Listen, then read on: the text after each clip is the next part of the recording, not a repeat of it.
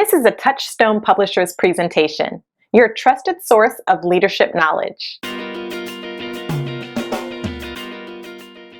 Great day, everyone, and welcome to our podcast as we finalize and complete the series on the science of goal setting, specifically why smart goal setting is done.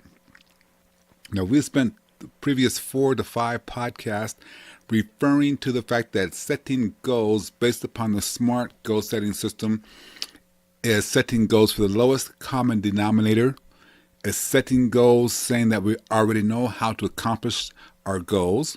And I ask you to think deeply. If you already know how to accomplish a goal, is it a goal worthy of you? Is it a goal worthy of your team?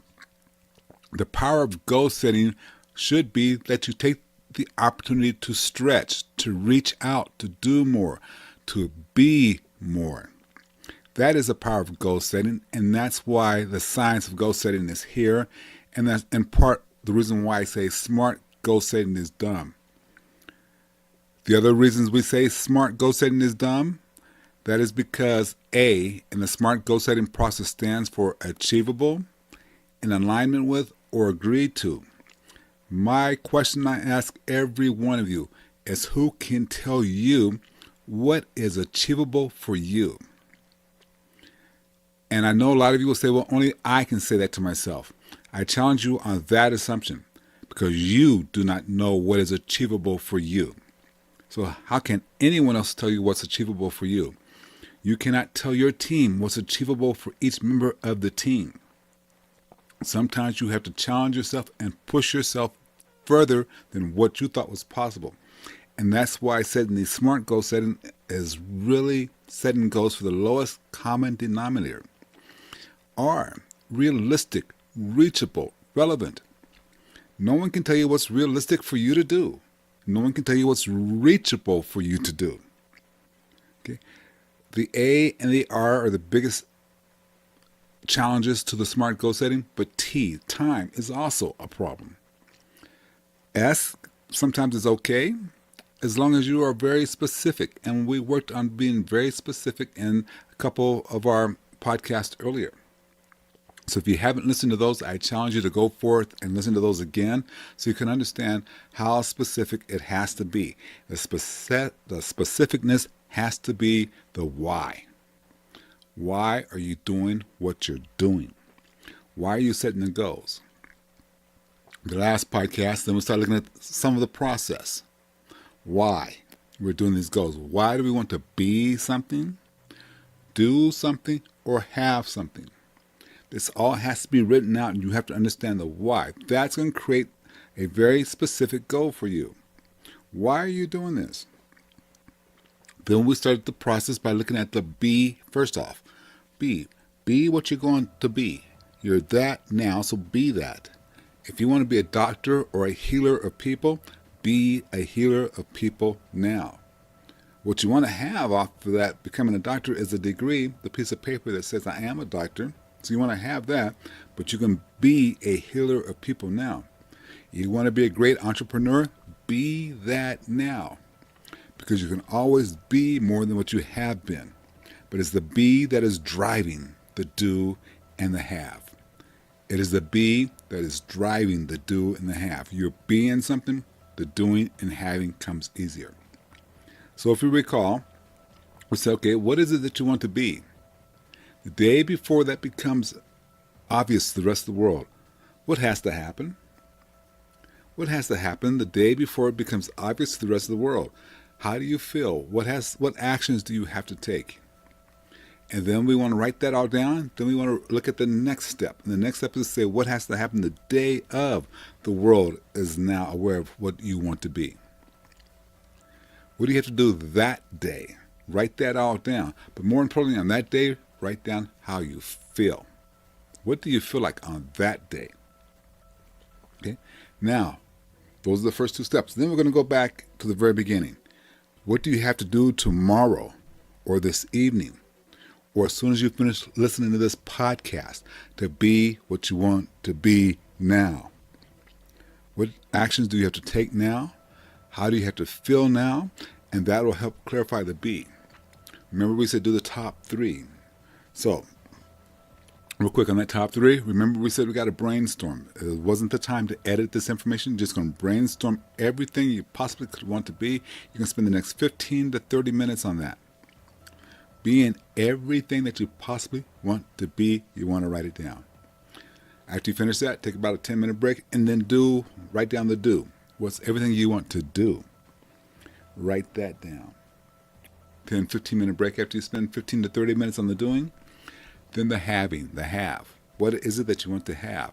You're listing these things down. You're doing bullet points. You're not doing paragraphs. You're not editing. You're just writing the things you have. And you have to write them from the viewpoint of, if I don't get it down on this piece of paper now, I can never have it.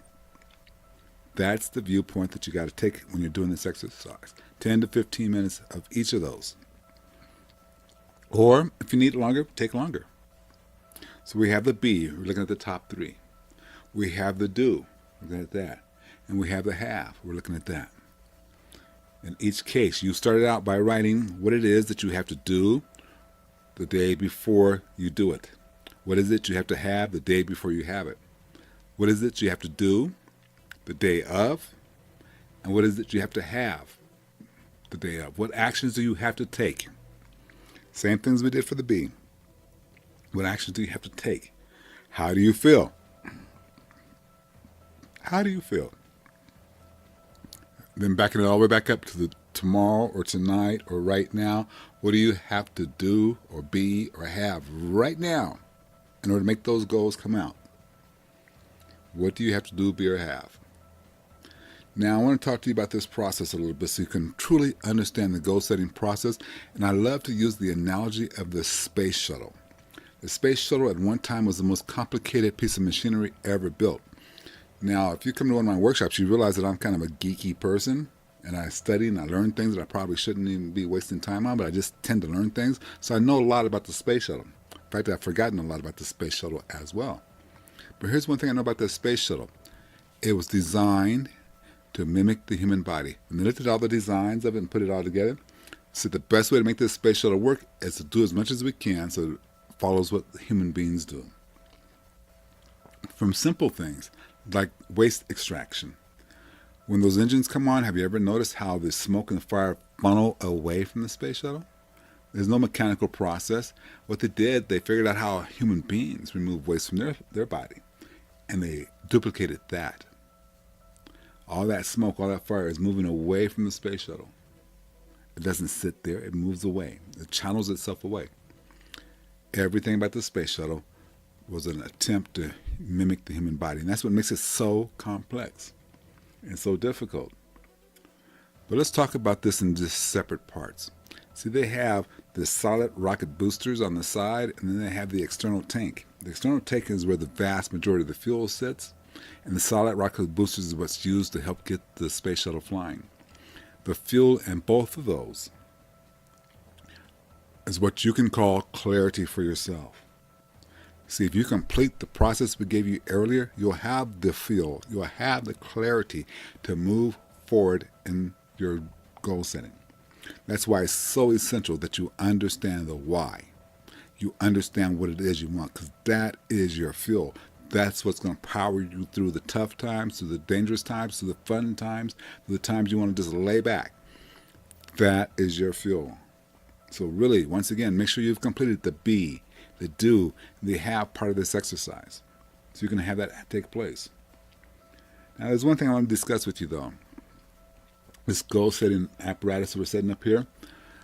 Oftentimes, we will go to a goal setting workshop and we'll let everybody in the room know what our goals are, because we're going to just broadcast it. We're going to just state emphatically, this is our goals and we're going to achieve it. I'm going to suggest that this does not happen for you. Here's a couple reasons why. Your power does not lie from external sources. Your power lies from internal sources. You. That's where your power lies in. When you sit down and start telling everybody what your goals are, you're either doing it, number one, for their approval, or number two, to let them know how great you are.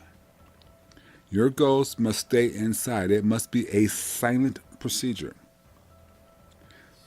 for a lot of different reasons. If you really think about the reasons behind this, if I'm telling everybody my goals, It tends to diffuse my power. It tends to allow people to ridicule me. I had a lady named Jessica went through one of our workshops, and she heard this part of the speech about keeping your goals silent into yourself, but yet she decided she needed to have that accountability partner. So she went to her best friend and said, "Hey, will you be my accountability partner?" And she explained her goals to her. Now, she stated, in hindsight, that as soon as I did what my goals said, what my goals were to her, I felt bad. I started to feel something wasn't quite right.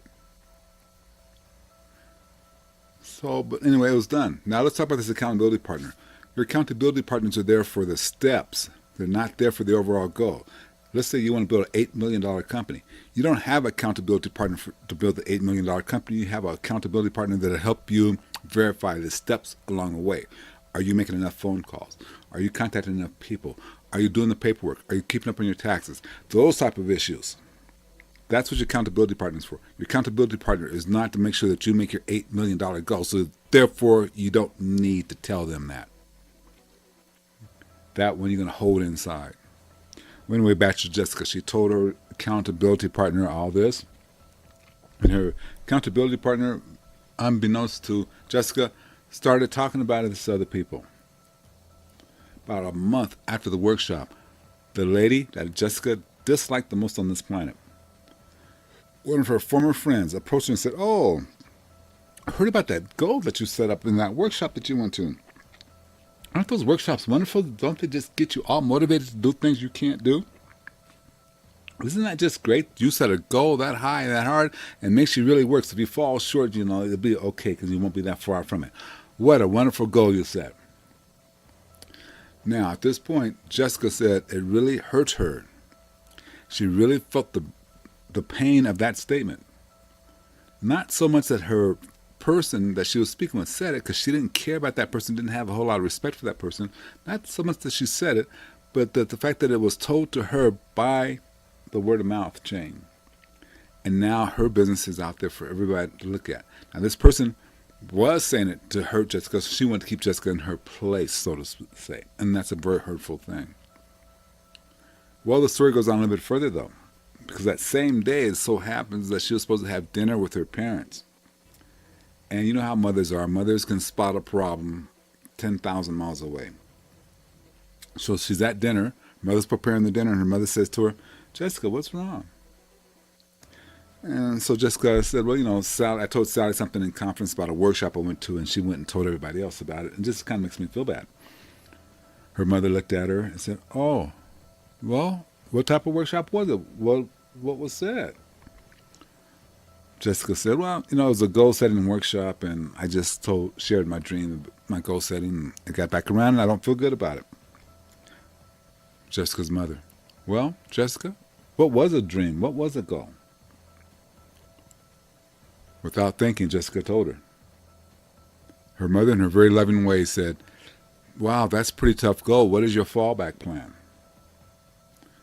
Immediately, the dreams, the desires, the goals began getting filtered through someone else's perspective, through someone who loved her, who had no intention of hurting her, but did not want her to get hurt, so wanted to protect her fall. And said, "What is the secondary plan that you have?" Did not want to go through this. So this idea of keeping your goals within protects you from all things. The space shuttle, when it's getting ready to take off, it is so loud that it can possibly shake itself apart. I want you to begin to think of yourself in that same way. If you're loud and boisterous, you can start to shake yourself apart. 12 seconds prior to launch of the space shuttle, they released 300,000 gallons of water toward the space shuttle. Now, this water is being released toward the space shuttle for one thing and one thing only, to quiet the noise of the space shuttle.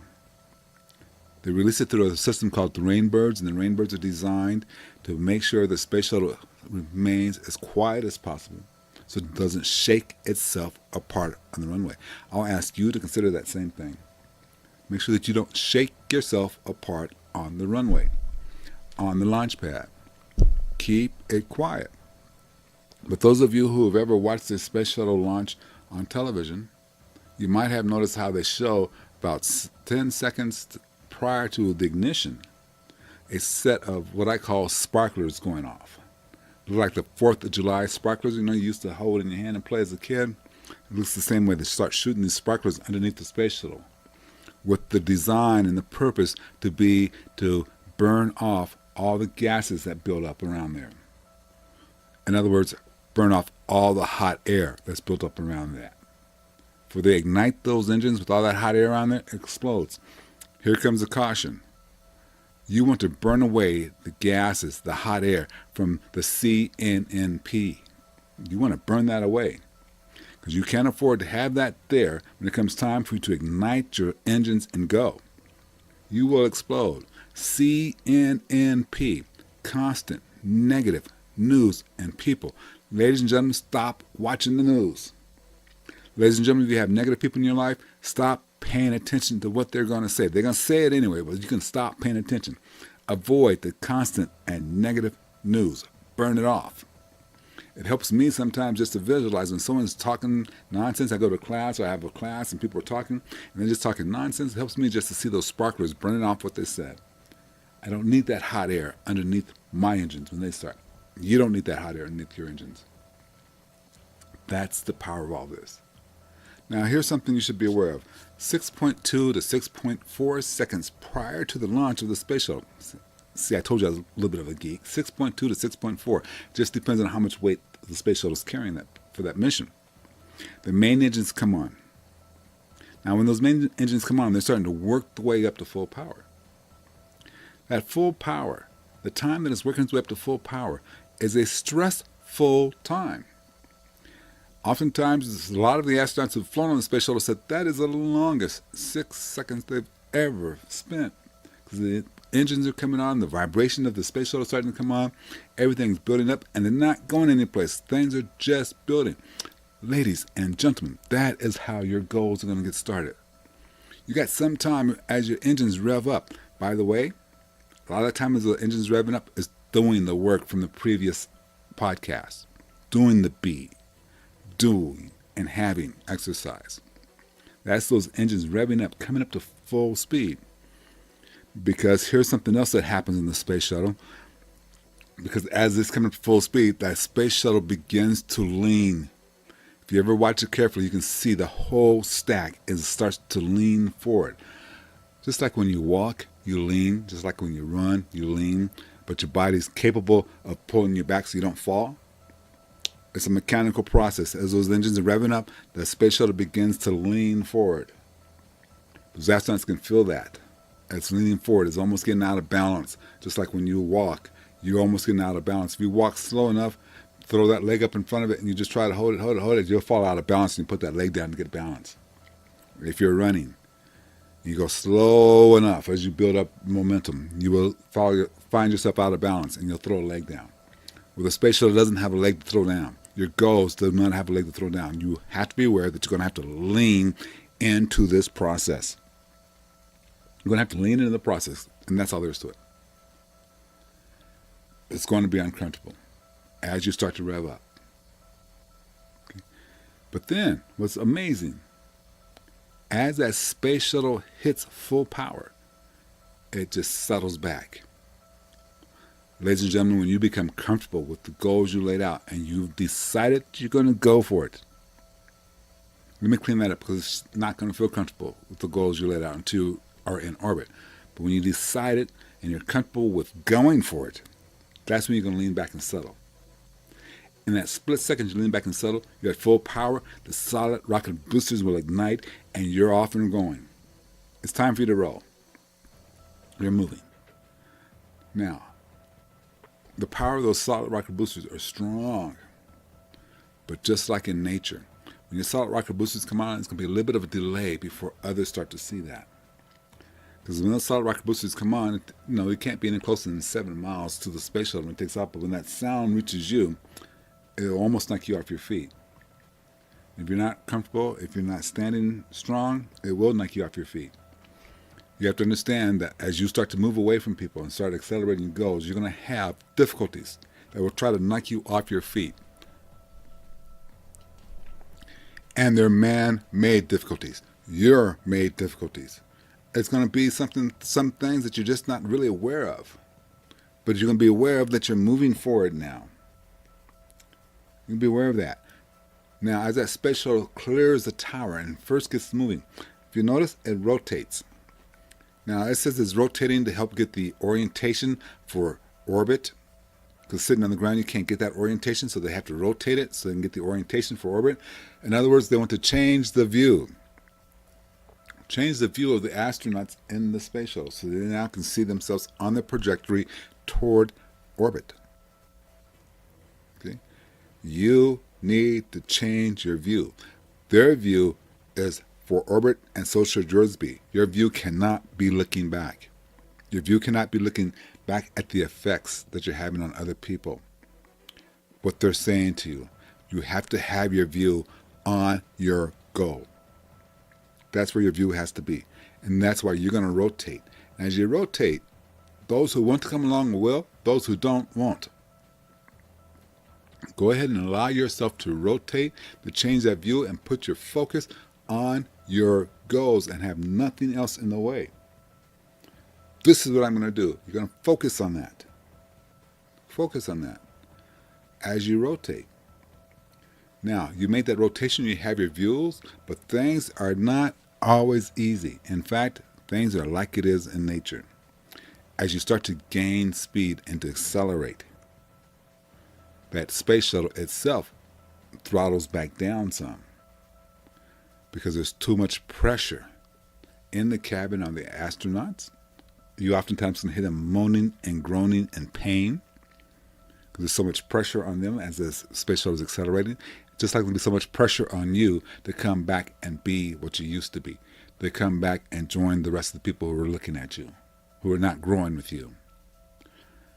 That pressure on them is equal to that pressure on you. So you have to throttle back a little bit. Now, when they're throttling back, they're just riding it out. We're just riding it out until they have increased enough speed and released some of that pressure. There's some great shots of the video, some great video shots of the space shuttle as it goes through this pressure zone.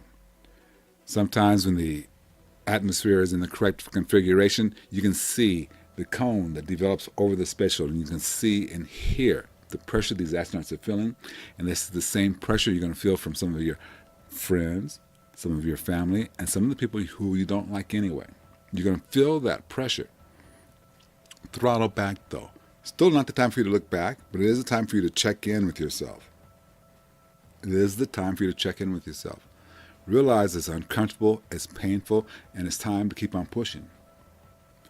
And then the space shuttle makes the call for throttle up. You're going to make the call for throttle up. After you've checked in with yourself, make sure this is what you really want to do and you're going to push more, then throttle back up. As with the space shuttle, though, this is the only time where something can truly go past 100%. No, we hear people saying all the time, I'm going to give 110%. They can't. But because of the height and the lack of pressure and the altitude, the space shuttle goes to 104% of rated performance.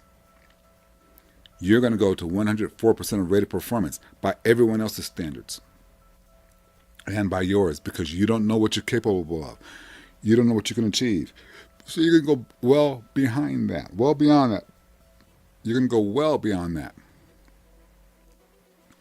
You're going to feel the pressure, and when you go back to full throttles, go at throttle up. When you go there, you're going to go beyond that 100%, but quickly, because it's you, that 100% will drop back to 100%. 100%. Space shuttle goes 100, will reach 104% of full power, but it quickly drops back to 100%, because once you're at 100, you can't really go past that. You can go past that, but you settle back into the 104%. Do you follow what I'm saying? You're going to go past that, but once you go past that, you're used to it, you're going to settle back into being 100%. But then all of a sudden, because you're 100% and you're going higher and faster, you're going to rate back up. Settle back. Settle back. This is the power of goal setting. And when you start setting goals that are not dumb goals, you start setting goals that are difficult. See, John F. Kennedy set the goal for us to land on the moon. And he said, I'm not setting it because it's easy, but I'm setting it because it's difficult and it's what we're worthy of. I ask you right now, for those of you who've already done the assignment, your be, your do, and your have. Are they difficult, and are you worthy of them?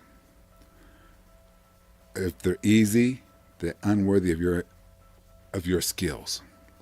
If they're hard, they're worthy of your skills. They're worthy of your mindset. You're going to go through this, and it's in a very short period of time, relatively speaking, that you can start reaching your goals. But there will come a point in your goals where you'll say, negative return. They get to the point where they tell the space shuttle, negative return, you are not coming back here. When it's time for you to land, you're not coming back here now. You're going to go into orbit. You're going to tell yourself, negative return. I am not going back here. There's no way I can go back there. I'm already past that. I will never be satisfied and comfortable going back there. Gentleman who went through our workshop, he also had the same thought going, same pattern going in a lot of different things. And he had written down, one of his goals was that he wanted to have a 5-star breakfast. Now, he had a friend he told this to, and her comment was, because she was working in a restaurant, her comment was, oh, well, bacon and eggs are the same every place you go. What can I do to make it 5-star? Well, okay, yes, that was bothersome, but he had already ignited his rockets. He was already on his way when he said that. And here was an amazing thing. What he wrote down as to what has to happen the day of was almost exactly what happened the day of him going to have his first 5-star breakfast. See, he said that he got up. When he got up, he realized this was a perfectly clean room, which he normally didn't have his room clean. Normally his room was cluttered. But he also realized when he was building his goals that he's got to get rid of the clutter in his life. So his room now was completely clutter-free. That clutter, clearing the clutter leads to the vacuum law. Clear the space and more will come in. Create a vacuum, more will come in. So that's exactly what he did. But that particular morning when he woke up, he was able to look around the room, and his bed was still pretty well made, even though he slept in it. All he had to do was just get up and start his day. He had his morning ritual in place, and he just started his day knowing full well that he was going to go to the Ritz-Carlton this morning and have his first ever 5-star breakfast. Felt that he could finally afford that without it being a stress. That's what his game plan was. I remember getting in the car and thinking to himself in the car, well, what's going to be the difference between this breakfast and my normal $2.99 Denny's breakfast? Okay. He gets to the 5-star restaurant. He knew immediately, right away, it was going to be different. Because before he could even turn the corner to walk into the hostess, he could smell the fresh baked breads and muffins and pastries. He could smell them. And it was not a better, richer smell that he ever thought of. But he also happened to glance down at the floor. The floor was shiny, sparkling, pristine. So clean and so pristine, he thought to himself, I could probably eat off this floor. Greeted by the hostess. Gave him a very pleasant greeting. Got him to his table of choice. Even though they were busy, he was still at his table of choice. And before he could even sit down and get his chair adjusted and get his napkin set, someone showed up with a variety of teas and coffees for him to choose from. Now, he called himself a coffee connoisseur, so he thought he knew what good coffee was. So he told the attendant, they're just pour the best coffee you have that you think is the best coffee. His statement, never had I had a better cup of Colombian coffee ever. More deeper, more rich, hotter in any type of restaurant. Normally puts cream and sugar in it and said he wasn't going to spoil it with cream and sugar. This is what he wrote down. This is what was happening when it came to it. He goes on in more detail about this because what he wrote down in very much the detail was almost exactly what happened. almost exactly what happened the day of. So surprised. But here was a miracle about all this, what he thought was a miracle. It happened 6 months before he planned it to happen. That is where you get in trouble when you use smart goal setting and you set a T for timeline, because you set a T for the timeline. That's when your psychological mind says, okay, I'm going to have it happen that day. But if you don't set that T, you have a good shot of it happening way before then. You have a shot of it happening way before then. Sometimes you need the time, so I'm not saying don't ever set the time, but I'm saying sometimes the time should not be there. You should just do the steps to make it happen. It happened way before that happened. Way before his time came due, it happened way before then. Don't limit yourself by saying, okay, I want this to happen in 6 months, and then 5 months and 28 days after that it happens. Just put yourself on the moon now. Briefly mentioned this law about creating a vacuum. Here's what I want you to do. Here's the first thing I want you to do after you finish the clarity exercise. I want you to go to your closet, and I want you to empty it. I want you to take everything out of your closet. Everything out. Get your wash towel. Get you a duster. Everything you need to do, and clean the closet completely with nothing in it. And then I want you to put everything back in only if it speaks to you and if you've used it in the last 3 months. For sure, your closet should come 50% more open. 50% of the stuff in that closet, at the bare minimum, should not be used. 50%. And if you have more than 50% in there, then I want you to go through it again. Yes, here comes the hard part, though. After you've gone through there and you only have the things in there you need, you've simplified, you've decluttered. Okay? I used to have a closet full of about 60 shirts. Boy, it was hard to go through those shirts. I said, well, I haven't worn that one in a long time, but I like that because it's got that patch on it. I like this. It took a long time to go through that. Okay, I didn't throw away my computers. I have 7 or 8 computers up in the closet. I'm not using them. Why don't I just do what's necessary and donate them someplace? Here's what I want you to do. I want you to take everything that's not back in your closet that you either haven't worn in the last 3 months or doesn't speak to you.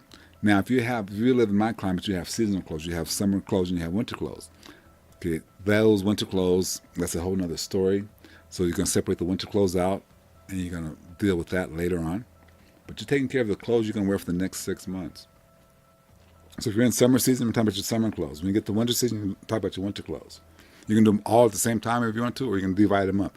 I just want you to do this process. I want you to create a vacuum. Because once you create a vacuum in your environment, in your life, nature has no choice but to fill it with something else. And if you have your mind set correctly, if you have set up some goals that have meaning for you, that you know why you have these goals, if you know why you have these goals, nature will fill it for you. You only have 2 suits you like to wear, but you haven't worn one in 6 months, I'm sorry, it doesn't go back in the closet. Okay? So it doesn't go back in the closet. Allow nature to fulfill and fill all your dreams and desires.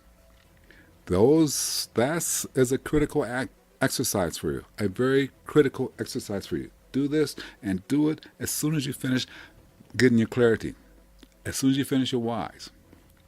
Hard part now is to pack it all up that day and take it to the Goodwill or to any center that people need help, and release it.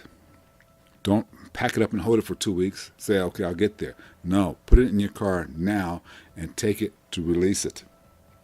And release it. And then watch nature fill that void. Watch nature fill that void. Just those 2 exercises alone can make a huge difference. So a quick recap. Get you some clarity. Be, do, have, and know why. And then know the actions you have to have on the day before, the day of, and the first day. And then fill in the blanks. Maybe you need to have an action report every week. Now, by the way, if you're going to have a clear accountability partner, it's those actions every week that your accountability partner will help you with. Okay? That's what your accountability partner should be there for.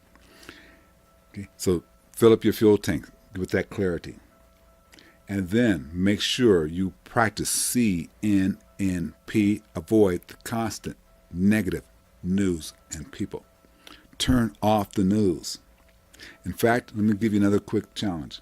For the next 15 days, if you're listening to the news, listen to none. Okay? No news. In fact, when it's news time, put some music on there.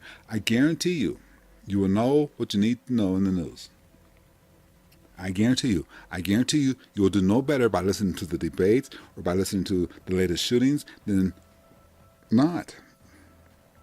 Avoid the negative news and people. You have friends that are going to be negative with you. If you can't avoid them, burn the sparklers in your head as they're talking. See if that makes a difference. Create the vacuum. Do that. That's powerful goal setting. That's what's going to make the difference for you. And I'm going to suggest you do that because you have to understand this. When that space shuttle's on the pad, getting ready to launch and go, that leaning process we talked about, the process you got to lean. If you tried that right now yourself, if you tried to lean to the point where you almost fell, you have to understand your body's going to either let you catch your balance or it's going to throw you back.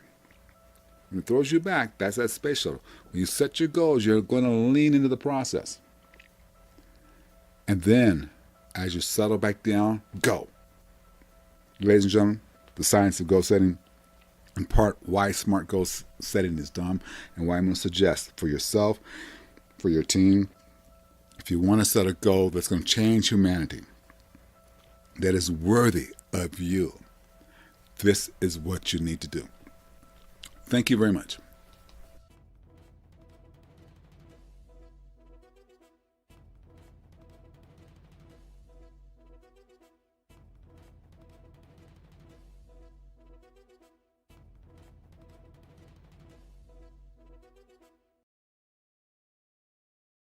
Thank you for watching this presentation from Touchstone Publishers. Please subscribe and ring the bell to be notified when new episodes are published.